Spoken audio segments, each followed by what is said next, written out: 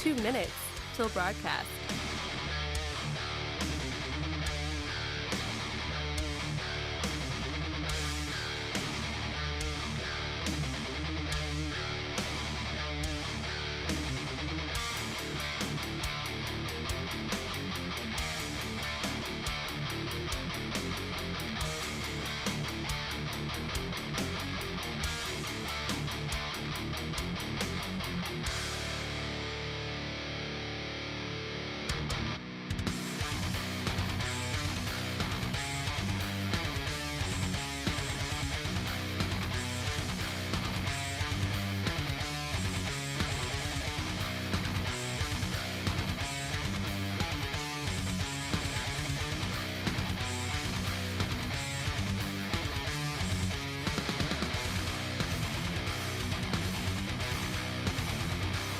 One minute till broadcast.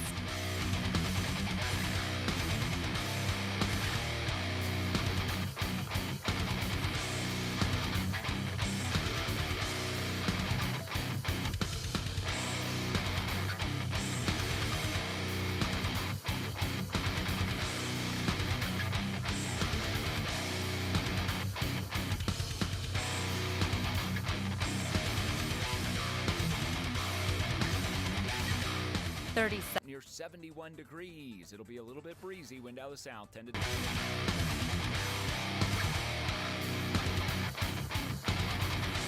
on Tuesday.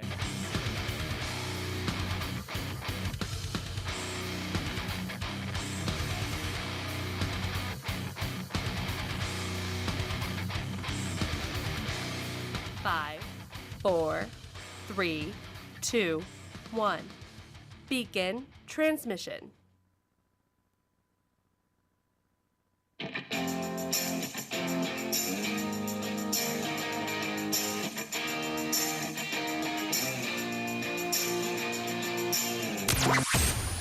Broadcasting from the heart of the nation, the next generation in conservative talk radio.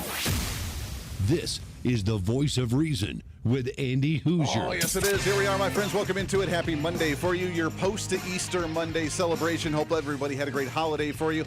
The first real, official holiday since the beginning of the year. We had St. Patrick's Day about a month ago, but doesn't quite fulfill it, although the St. Patrick's Day celebration is pretty awesome. No, that was the real official holiday, so hopefully you had a great one. Remember the reason for the season, had some family and friends doing it your thing. It was a great one on our end. Here in Kansas, at least, where I'm based out of, 40, 50-degree weather, beautiful and sunny. Did my outdoor work, and I did it without frying under 90-plus degree temperatures. I'm okay with that. It can stay like that the rest of the year. Totally fine with it. Welcome into the show. Great to have you as usual. Broadcasting out of the heart of the nation in Wichita, Kansas on our flagship radio station, KQAM, our big talker. But we are all over the country with so many great radio affiliates and more of them jumping on board each and every day, doing our thing. Do it live! Like we do every single day here on the program. Just got off the air jumping on with our friends over at Armed American Radio. Mark Walters, always a guest with him on Mondays, and did a couple segments with him. He's starting to, apparently now, we've become the ET hub talking about extraterrestrials and craziness in the world. Weird news of I know, the day. Right? Now, you know me, I enjoy talking about it as much as anybody, but he gets really excited about that stuff. So I enjoy having a Monday talking about that before we get into the crazy, heavy issues politically of the day. First and foremost, if you want to find more about the show, you can find us on our website, HooserReason.com, HOOSER Reason.com. We have our newsletter that officially came out today. If you did not get that, then what the heck's wrong with you, man? Sign up. The newsletter comes out the first Monday of every month and become the latest and greatest Hoosierholic, which we always love and appreciate very much. Michelle Steeb will be on the program, bottom of the hour. She is a homelessness expert and author of the book Answers Behind the Red Door. We'll chat about homelessness in California and how Governor Gavin Newsom, while he's trying to run for president of the United States in 2028, how he's flopped on addressing the issues on the home front in the state of California, while he thinks he'll be the great savior for the nation in 2028 for being president. Is that going to work out well for him? Probably not. Probably not. So we'll get with that coming up with Michelle Steeb at the bottom of the hour. First and foremost, outside of it being Easter, I think we witnessed a bit of an Easter miracle over the weekend, especially with the nation of Iran, the conflict that apparently is now escalating just a little bit. President Donald Trump and the Department of War Secretary Pete Hegseth speaking earlier today about some of the updates on what we're doing now, what we're going to do tomorrow, and what we did over the weekend, including saving the one downed pilot that was still hiding away from the opposition. And I ordered the U.S. Armed Forces to do whatever was necessary to bring our brave warriors back home. A risky decision, because we could have ended up with 100 dead as opposed to 1 or 2. It's a hard decision to make.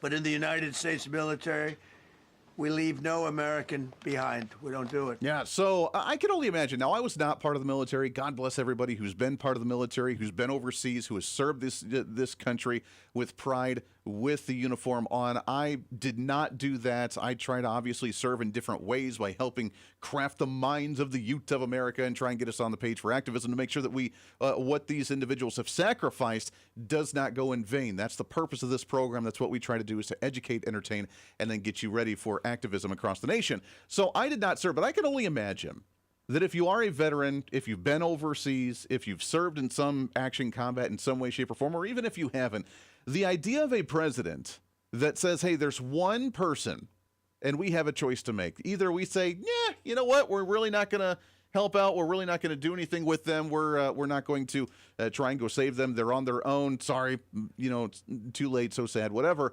Or a president that says, it's one person. We're going to put a lot more lives at risk, but we're going to go save this person. I can only imagine that gains a lot of respect for some military officials out there, doesn't it? You would think so.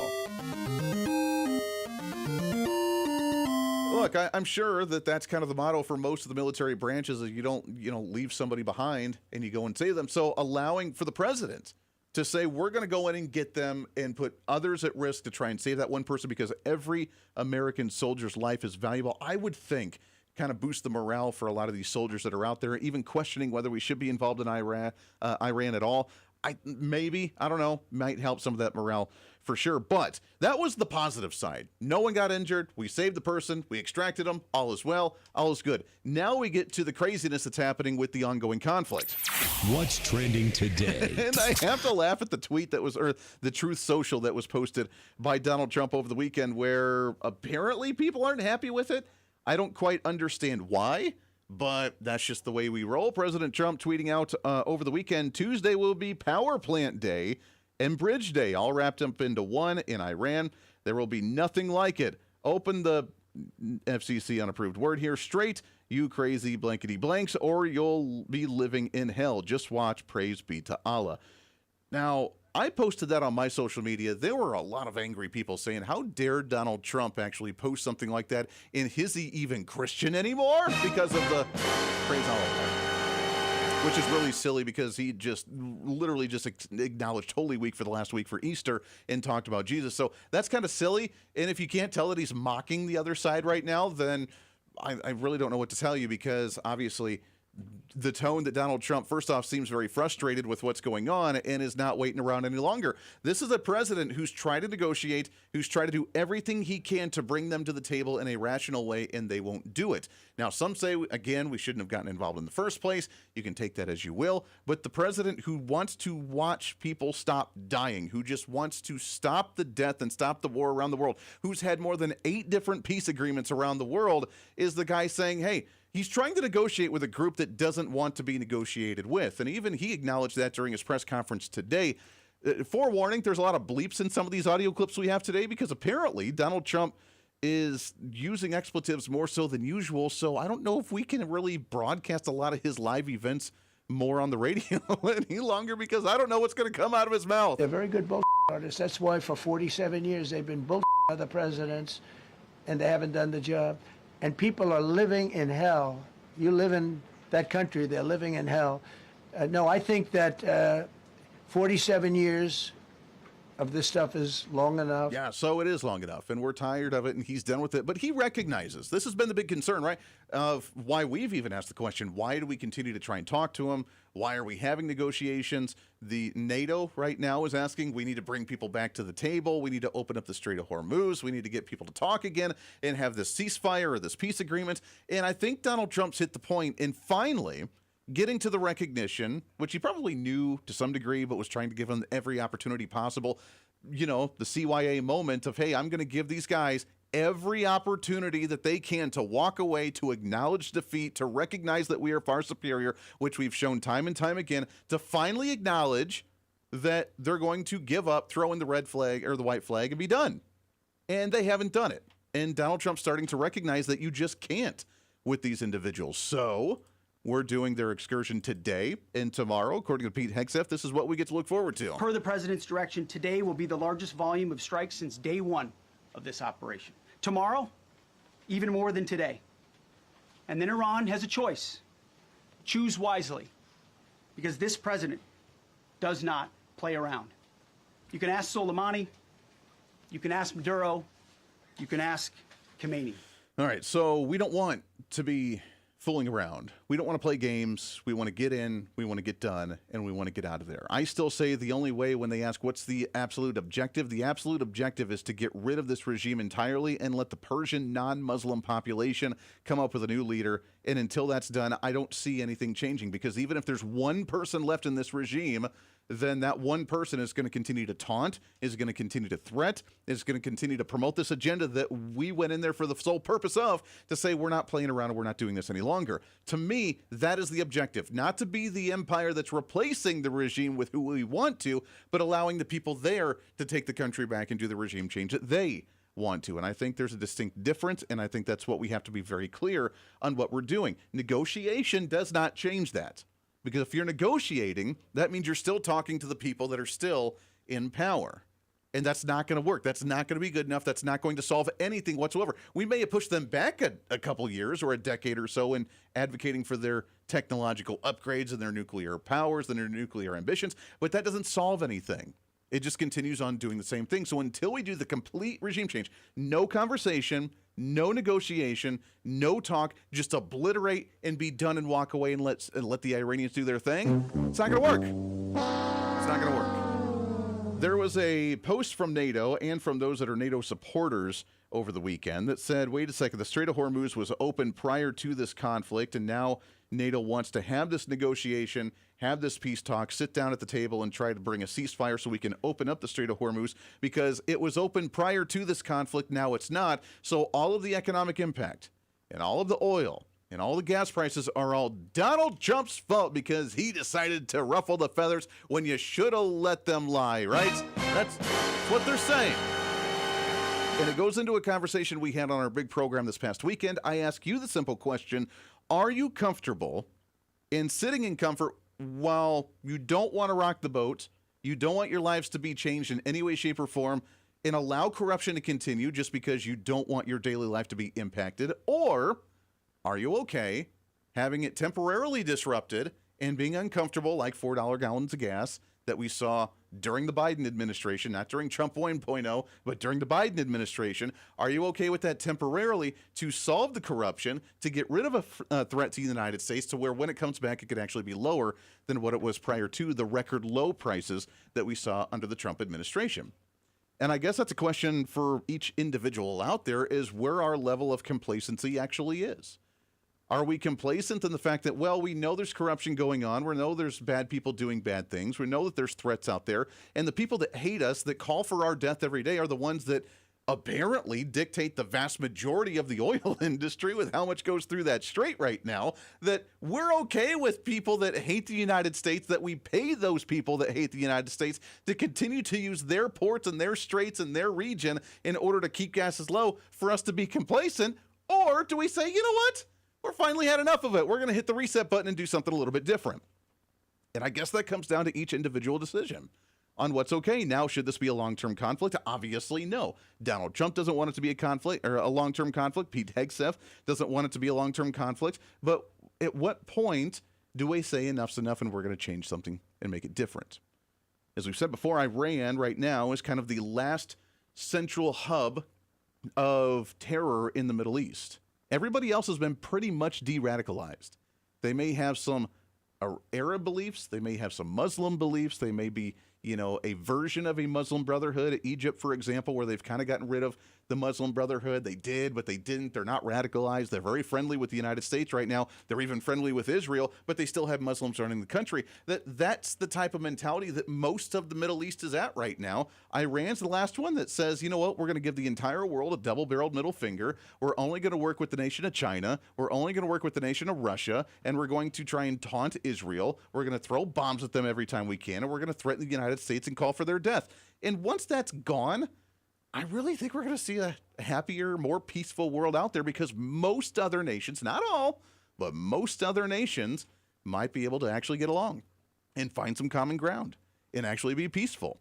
And that's at the same time, by the way, where the United Nations has now voted overwhelmingly, which caused a lot of ruffle in the UN, where the European Union, where they're beginning their own mass deportations of people that are not aligning with their culture and that are assimilating to their society. And they're saying we're done as well. There's a major shift happening right now all over the world, and it's for the better. We just have to ride through it and see what's on the other side.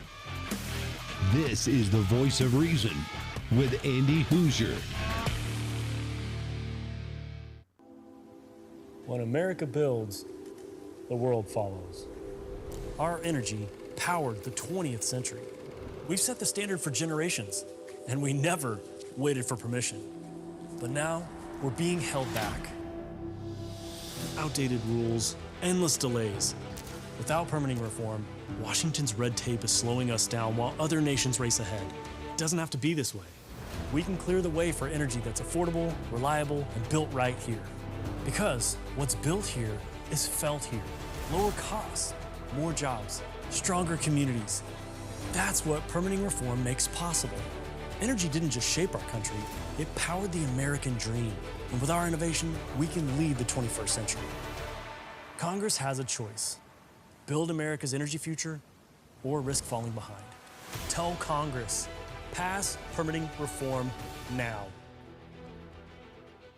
Hey, did you know that you can have multiple different networks on one single smartphone? Well, with Patriot Mobile, you can. It's time for you to sign up for the Patriot Mobile primary phone plan with plans as low as $15 a month, where you can have 2 numbers and 2 networks on one single phone. And right now, if you sign up using the promo code REASON, you can get an entire month absolutely free. It's the Patriot Mobile One plan. 1 phone, 2 numbers, and 2 networks. And it's all at patriotmobile.com/reason. Again, patriotmobile.com, and use the promo code REASON. As you know, I'm always looking for a good snack, but it's hard to find good quality snacks without all the unhealthy additives. But now that problem is over. It's time to enjoy J&S Smoked Snacks. Real cuts of beef, real wood smoke, and real flavor that's crafted in small batches to keep every bag fresh. I promise you'll be addicted. And with numerous different flavors, you'll never get enough. This is not your average gas station jerky. It's J&S Smoked Snacks. Find them online at jssmokedsnacks.com and tell them I sent you.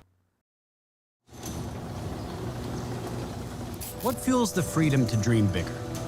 How did 2 guys in a cramped California garage reimagine the phone and put the power of the universe at our fingertips? At Americans for Prosperity, we believe greatness can happen anywhere.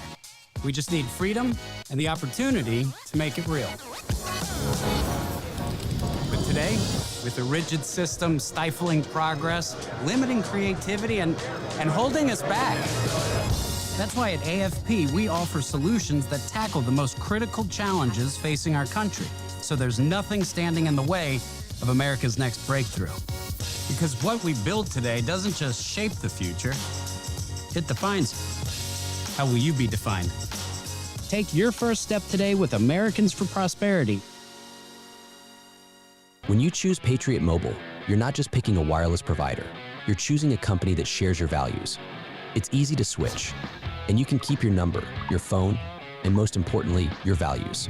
With Patriot Mobile, you get the power of nationwide coverage on all 3 major networks.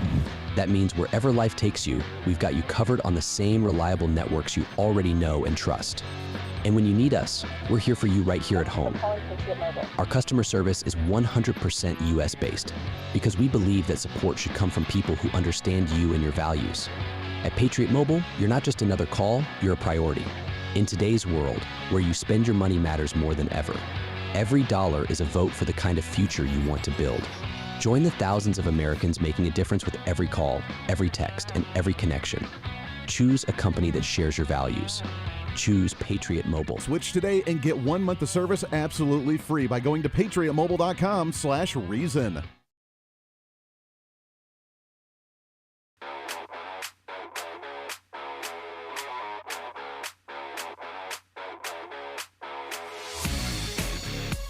When reason meets radio.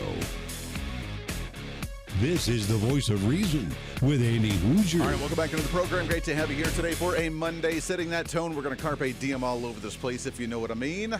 It's what we do, setting that tone, trying to cram that 10 pounds of reason into that 5-pound bag, trying to rebrand the millennial generation, one radio listener at a time. Apparently, the Iran issue, which is such a main topical point. Now, how frequently do we really talk about foreign policy, which is really kind of strange. We usually talk domestically. Obviously, we're going to talk homelessness in the next segment with our guest. We're going to talk the economy and our budget and social programs and our constitutional principles in this country. Usually, we focus a lot on the domestic side. And I'm not talking just this show. I'm talking in general for the mainstream talking points of what people usually are sitting around the water cooler at work and talking about on a regular basis. But lately it's been foreign policy, and Donald Trump really shifted that dynamic, talking about foreign policy and how effective or ineffective or how much we should be involved in foreign policy conversations in general, especially with conflicts like this with the nation of Iran, which is interesting. But apparently that's going to be, at least it is right now. Now, we have a long time until November,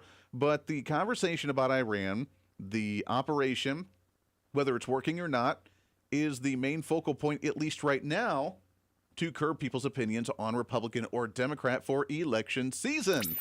What's trending today? And apparently tomorrow is the special election for all the way down to, we'll go into the great state of Georgia, the special election for former Representative Marjorie Taylor Greene and her conservative district there. Now, I would say that that's a good telltale sign on whether people are actually supporting or not. It's really not.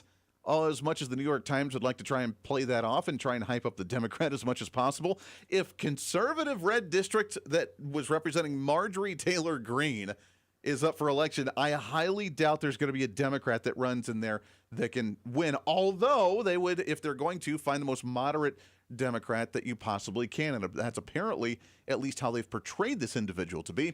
Where tomorrow is the special election, according to the New York Times, with Democrat Sean Harris, a cattle farmer and retired Army Brigadier General, putting his opposition against the conflict in Iran, compared to the Republican candidate Clayton Fuller, a former local prosecutor and Air National Guard veteran, saying that the war is necessary to keep Americans safe. According to the media, at least how they're presenting this on the nationwide level, with all eyes on that district in the state of Georgia. Is it the 14th district? I forget offhand. But nonetheless, that district in Georgia for Marjorie Taylor Greene, that the issue with Iran is one of the main reasons why people will be driven to the polls on whether you support or disapprove of the conflict in Iran. If that's the case, and let's just say, God forbid, a Democrat wins that seat, they flip Marjorie Taylor Greene's district, and a Democrat wins that one, is that a sign that the Iranian conflict is completely unpopular in this country? We get very mixed polls that we've seen nationwide. We have some polls among Republicans that say that we have close to, maybe not now, but a close to 100% approval rating of this conflict in Iran, while the Democrats are obviously opposed to it because how dare Donald Trump do something that they don't like, which is, well, everything. So, I guess there is that. But the general populace right now, we've seen some that say 30% approval, others say 60%. So we just don't know, and polls could be very misleading as well, so take it with a grain of salt. But according to some that even CNN have reported, that among Republicans and among MAGA supporters, which MAGA supporters are growing, they're not dwindling, but they're actually growing among the Republican ranks, that there's a near 95 to 100% approval rating for the conflict in Iran. That was done a couple weeks ago. So if this is a one-issue election on Iran in a conservative district in Georgia for former Marjorie Taylor Greene's seat, what would that look like? I'm interested to see what those election results may look like tomorrow night after that special election, the runoff that's going to be taking place tomorrow. So we'll cover some of that on Wednesday's program to recap and see. But if that is a one-issue item for that election, for people being driven to the polls, which I know Democrats obviously will make it be as much of a number one issue as possible to get people fired up that evil Donald Trump, the empirical tyrant, is taking over another nation. We'll see how that plays out for their cards. Lots more coming up. Stay here. This is the Voice of Reason with Andy Hooser. Miss any part of the show? Well, don't worry. Now's your chance to go find the podcast and listen to as much of the Voice of Reason as you'd like. As the show continues to grow all across the nation with great radio affiliates, we also continue to grow as one of the top conservative podcasts, ranked 5th on the MillionPodcast.com Best 50 Conservative Leadership Podcasts in the nation, and number 1 on FeedSpot.com's 30 Best Conservative Talk Shows in the country. The show continues to grow each and every day. Just find us on any of your favorite podcasting sites at The Voice of Reason with Andy Hooser. Hey, it's Andy Hooser. Want to reach out to the show? A big part of the program is you, and we want to hear from you. Let us know your thoughts of the show, maybe a guest we've had on the program, or my favorite, when you disagree with something that I talk about. You can email me at HooserMediaNetwork@gmail.com or send us a message through our website at HooserReason.com. The show's not about me, it's about you. So be heard and be your own voice of reason. Again, email me at HooserMediaNetwork@gmail.com or find our contact information at HooserReason.com.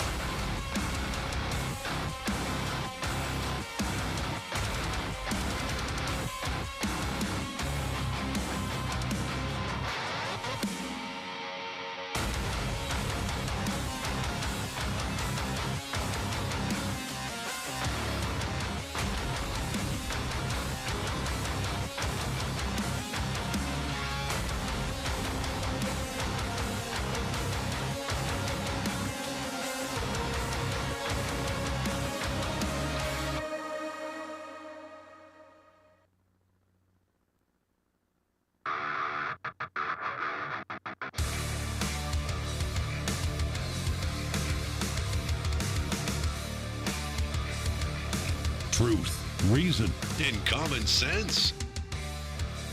This is the voice of reason with Andy Hooser. Whether you celebrate it or not, whether you believe in God or not, this is an opportunity for us to remember where we are, who we are, and that we are the same thing, and that we got to get through this together. No, that's pretty cool. All right, so that's Artemis 2, the astronauts as they are headed to the moon. Did they already pass the moon? I've been seeing a lot of pictures today of them really close to the moon, so I don't know if they've essentially looped around the backside of the moon yet or not, and if they're on the way back or if they still have some time.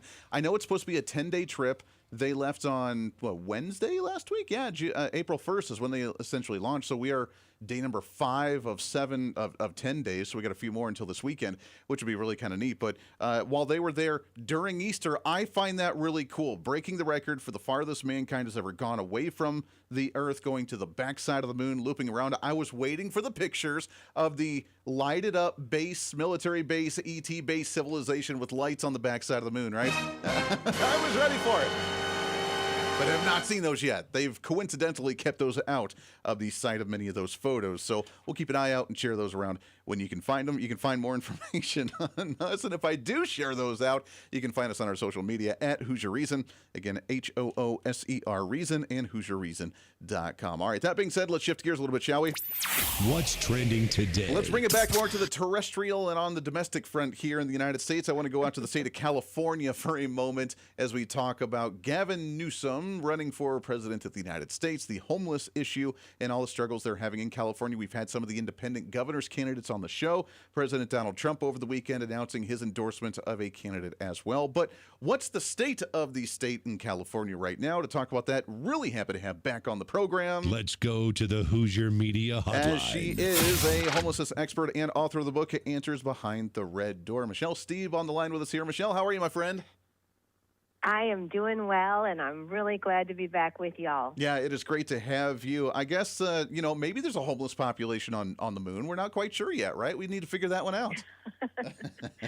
Well, it's certainly not to the extent that California's is. I can promise you that, if there is one. So, yeah, look forward to talking about Gavin's latest around homelessness. It's insane. Yeah, let's talk about the policy. I find it so wild that a guy can run for president and think that he's going to be even somewhat of a contender when his home state is probably in more ruins than any other state in the nation right now. What's he been up to lately?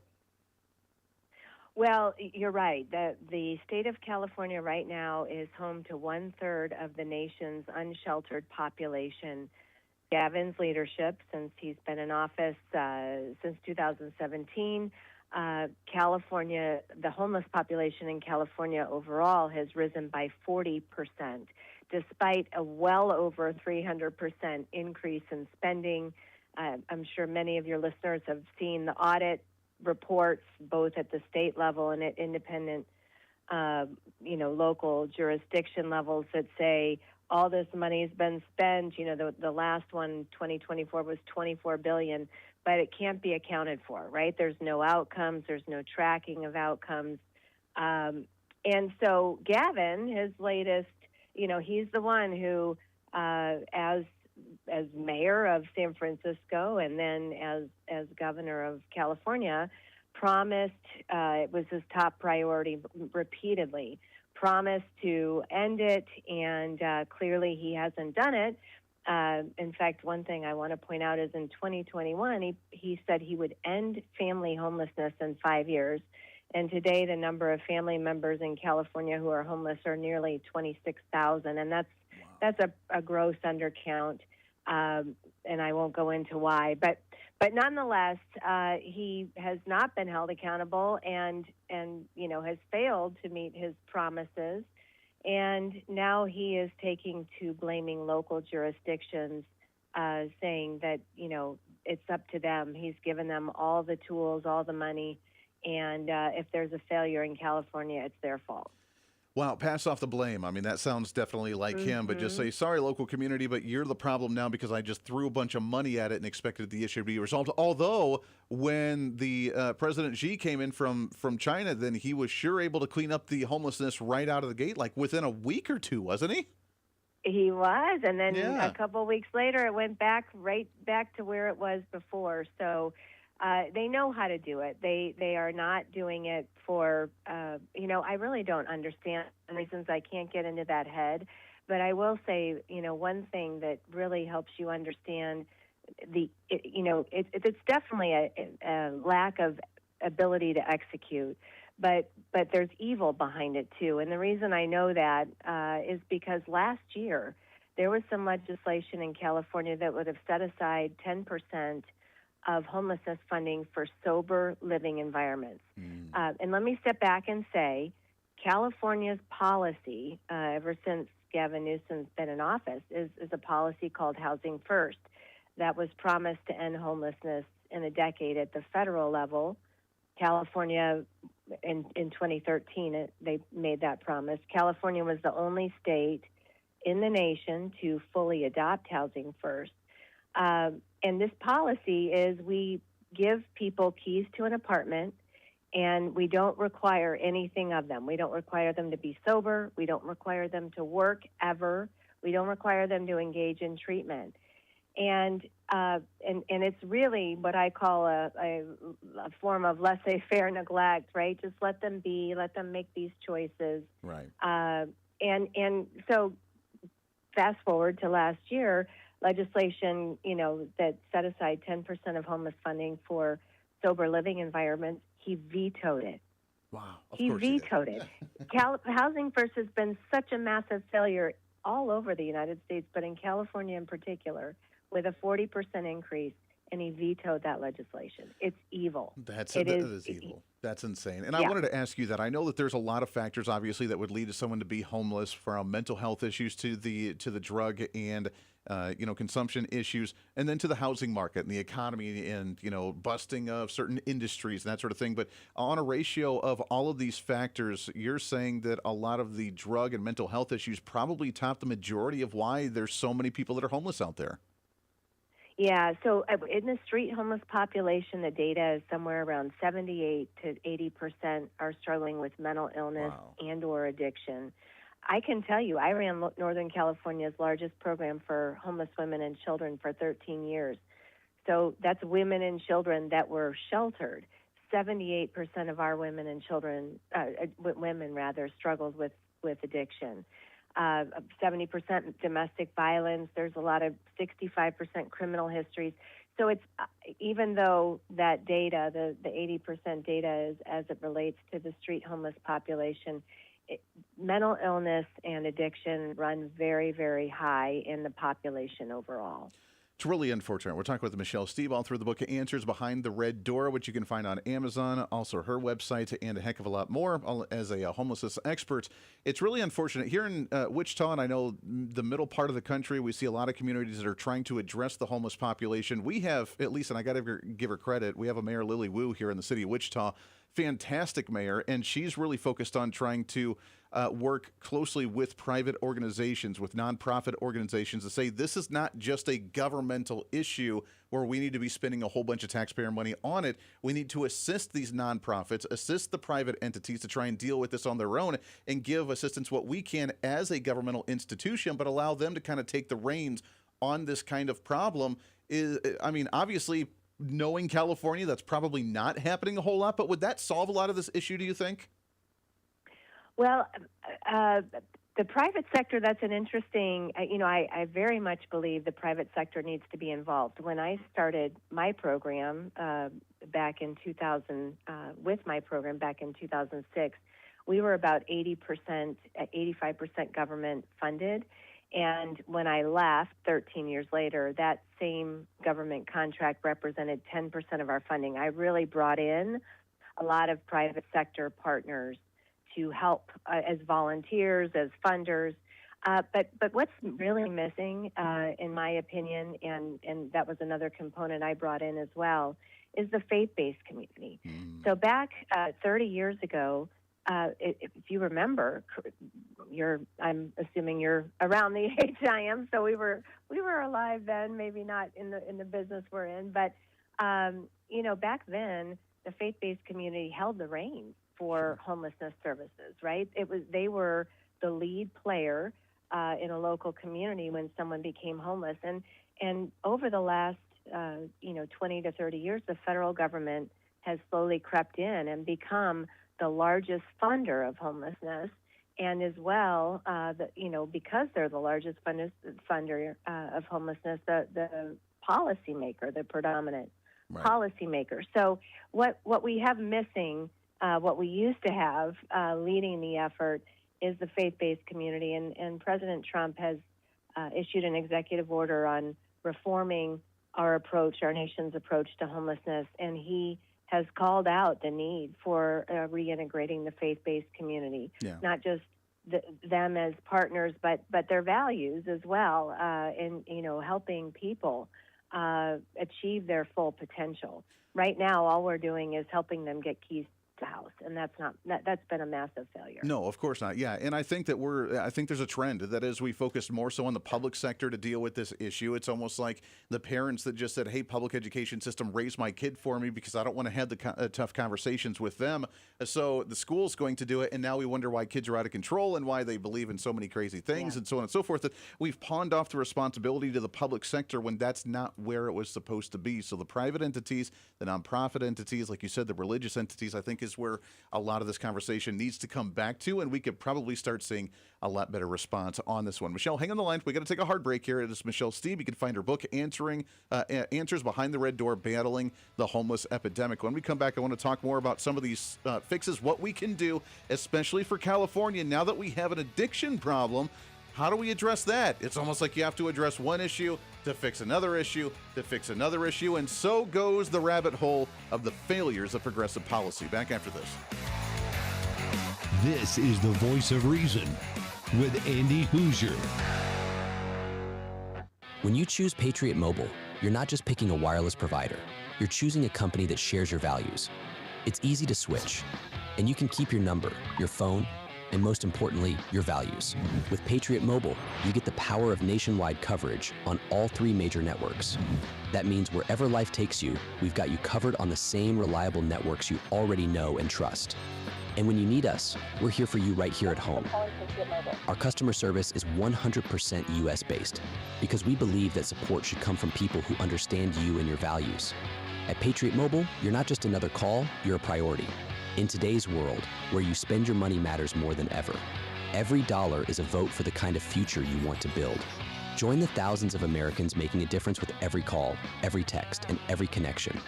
Choose a company that shares your values.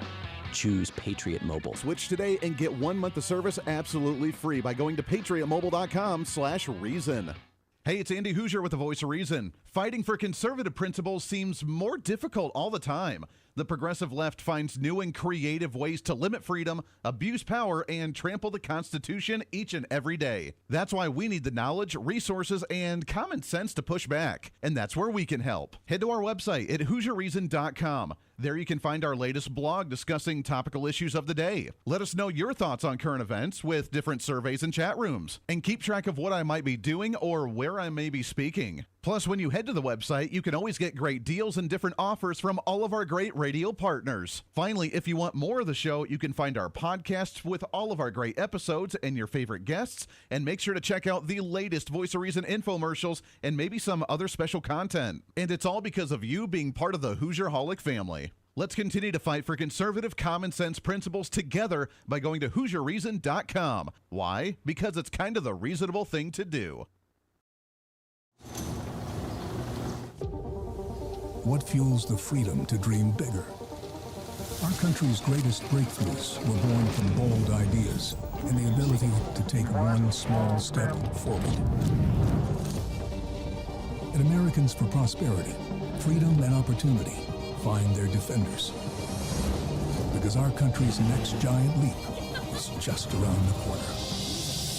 Are you ready to step up? Hey, the live show may be almost over today, but it doesn't have to be for you. As always, enjoy the Voice of Reason with our daily podcast by finding the Voice of Reason with Andy Hooser on any of your favorite podcasting sites. Just find us, subscribe, have it automatically downloaded, and listen at your convenience whenever you want to bring some more reason into your day. And a lot of people are doing it.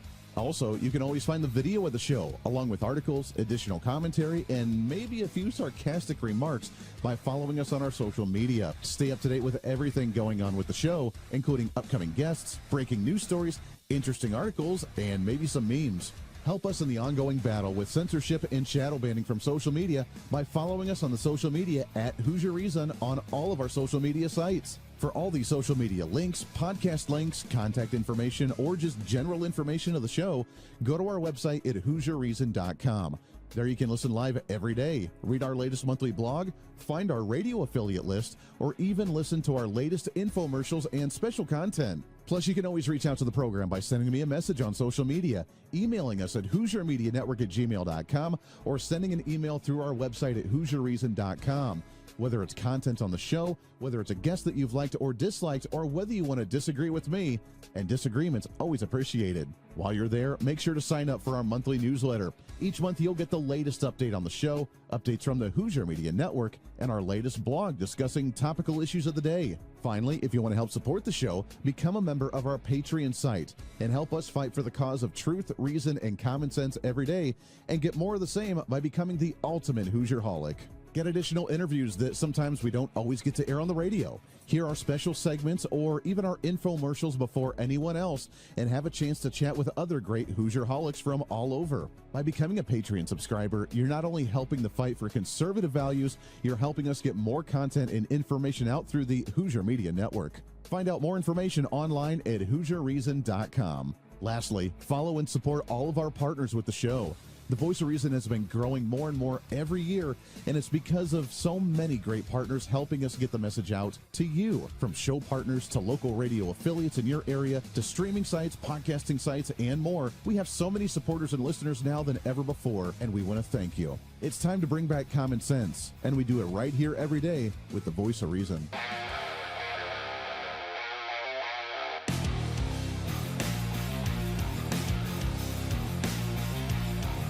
America's safe space for common sense. This is the Voice of Reason with Andy Hooser. What do you make of the fact that he was democratically elected, even won the popular vote? How does that make him a king? It doesn't make him a king. It makes him a president, not a king. Well, this is called No Kings. So what does that mean to you? It means we got to get rid of him. He's not a king. It's a democratic process, and we've gone that route with him. Now he's acted like a king. Can you give me a specific example? What? Specific example? Well, there's a million of them all put together. There's no one example. It's exactly. Just one or two? It's more than one or two. No, can you give me one or two examples? Not off the top of my head. I mean, I can, I guess. I'm just in a loss of. I just that was one of the best clips ever. We're gonna have to save that one in the archives. Can we do that, please?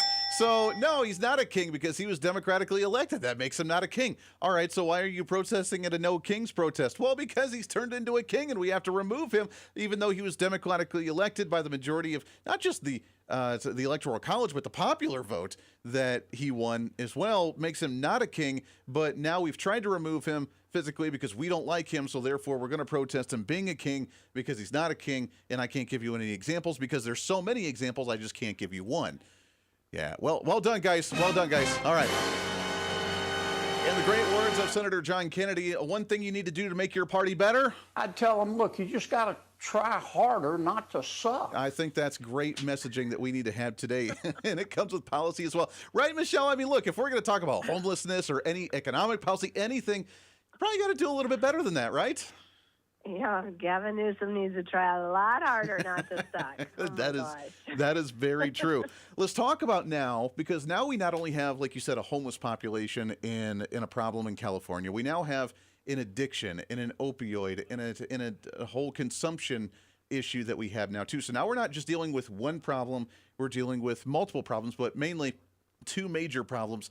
What do we do now about the addiction issue to solve the addiction so that way we can get them off the street and not be homeless and get them back to be a functioning member of society? It's kind of a 2 or 3 tiered system now, isn't it? It absolutely is. It's a one-tiered system up until the president's executive order. So again, the policy has been housing first, which is just give them keys to an apartment and let them decide if they want treatment. They didn't fund treatment, even if they did want. They wouldn't be willing to fund treatment, even if the client wanted it. But it was all up to them. The president, back in July of 2025, within 6 months of taking office, said this has been a massive failure. President Obama, who instituted the mandate back in 2013, he promised Housing First would end homelessness in a decade. It's up nationally at the federal level, 35%, up even higher in California, as we discussed, 40% there. But what he said is we need to refocus on mental health treatment and drug and alcohol treatment. So he's rebalancing the system to be able to fund forms of housing, transitional forms of housing, meaning not permanent, which was the policy under Housing First. It was lifelong housing for the rest of the homeless, the lives of the homeless individuals. So fund housing, but transitional housing in conjunction with treatment services. There's also, as I mentioned earlier, there's a lot of accompanying issues with homelessness. Mental illness and addiction are two of the most common, but in the female population, domestic violence. There's also, criminal activity, which makes it really hard to get a job or get housing when you have a criminal record. There's a lack of work history and a lack of educational history. So about half of our women in the program I ran in Northern California for 13 years, about half didn't have high school diplomas or GEDs. Wow. So there's a lot of accompanying issues, and we need to address all of those issues to help people get on a path to being their best selves. And that's what his executive order does. It redirects funding for the accompanying issues in combination with transitional housing, again, temporary housing. But unfortunately, the homeless industrial complex, the quote-unquote advocacy organizations, are trying to block him in court. They have filed a lawsuit with the First Circuit Court out of Rhode Island. Yeah, Michelle, which is a court that... Yeah, it's crazy. I hate to cut you off. No, we're out of time here, but yeah, it's a whole nother issue. Okay. We got to get you back on to do it again, Michelle. Appreciate it very much. Keep up this fight. We appreciate you. Thank you. You too. You as well. Appreciate it. Back at it again tomorrow for The Voice Reason. We'll see you on the radio. Bye. For too long, Washington has said no to builders, workers, and American families, and yes to bureaucracy, delay, and special interests. Let's flip that. Say yes to building more housing, and no to government mandates that block it. Yes to permitting American energy, and no to endless red tape. Yes to putting patients in charge of healthcare, and no to letting insurance companies call the shots. Higher costs? No. An affordable America? Yes. Miss any part of the show? Well, don't worry. Now's your chance to go find the podcast and listen to as much of The Voice of Reason as you'd like. As the show continues to grow all across the nation with great radio affiliates, we also continue to grow as one of the top conservative podcasts, ranked 5th on the MillionPodcast.com Best 50 Conservative Leadership Podcasts in the nation, and number 1 on FeedSpot.com's 30 Best Conservative Talk Shows in the country. The show continues to grow each and every day. Just find us on any of your favorite podcasting sites at The Voice of Reason with Andy Hooser.